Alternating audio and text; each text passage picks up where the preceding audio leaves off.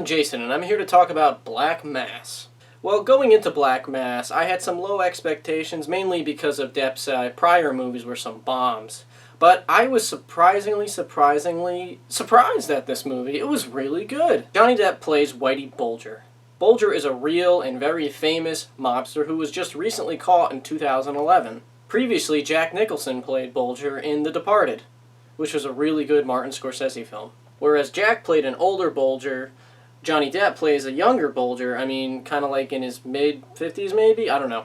Anyway, Depp, I've always been a fan of him, just not really his movie choices, but he really sold this performance, man. Like, he was into that character. At the very end of the movie, they show you a picture of what Whitey Bulger really looked like at that age, and it looks just like Depp, like a spitting image. But yeah, Depp really shined in this movie, man. He really sold the whole, I'm gonna kill you, I may seem nice to your face, but I'm really, really a powerful man type of mobster. There's one particularly very skin-crawling scene. Yeah, that's a good word. Depp was really skin-crawling in this movie, but there's a really good shivering, skin-crawling scene where he talks to his friend's wife, and man, you just gotta see it. But this movie chronicles Depp's somewhat higher rise to power, because when this movie starts out, he's already a very well-known mobster, but he gets in touch with his high school friend who's now grown up working for the FBI, and they kind of make a pact, like basically you scratch my back, I'll scratch yours type of pact. And it all seems well and good at first, but then, things start falling out of place, and it's a movie. There's a lot of conflict. So, the story was really good. It really showed Depp's demise into this character, meaning when the movie first starts out, Bulger's a very iron-fisted mobster. He has control of the people he's with, but he's also a family man. Like, he has a wife and a kid, and he really cares for his kid. Like, that kid is his world. He is so nice to that kid, and he seems really nice to his friends, too.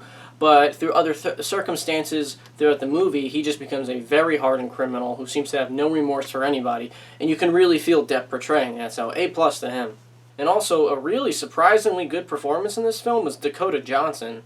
You may recognize her from 50 Shades of Grey, this year's critically acclaimed movie. But I hate to admit it, but I actually did see that movie in theaters, and it was god-awful. But besides the point, I've only seen her in that movie, nowhere else, and when I saw her in this film playing Whitey Bulger's wife, I was like, holy crap, that's that girl from 50 Shades of Grey. What kind of movie is this? But on the flip side of the film, there are some faults in that some of the characters have weird motivations. And there are a lot of characters, so much so I was getting confused as to who was who. Now, Joel Edgerton plays John Connolly, who's Whitey Bulger's hometown friend, who he makes a pact with. Which seems good at first, but then as the film progresses, some of his character motivations are just really head-scratching. Like, some of his rationales behind why he's helping out a criminal are just like, buddy, why? Huh? And yeah, getting back to the other point that I made, that there are a lot of characters in this movie. Like, let's see, you got Kevin Bacon. Everybody loves Kevin Bacon. Every movie needs Kevin Bacon, so there's no fault there. But you also have Corey Stoll, who plays another FBI agent, or like an FBI boss. Corey Stoll being Peter Russo from House of Cards. He just played the bad guy in Ant-Man. You have my boy Adam Scott, who had a really weird mustache, but he played another bureau agent. Jesse Plemons, who was Todd from Breaking Bad, or Meth Damon, as some of the internet calls him. And last but not least, Benedict Cumberbatch. Cumberbatch plays Whitey Bulger's brother, William Bulger, who's the complete opposite of Whitey Bulger. He works for Congress or something like that. He's some politician. Now, Cumberbatch, who I like, seemed a little out of place in this movie. First of all, his Boston accent sounded more like a 1920s transcendental accent. And the makeup had him have really, large jowls. It just seems so strange. But, he's not in the movie that much, and he serves his purpose as kind of like a corrupt politician, but he, I don't know. He just didn't do it for me.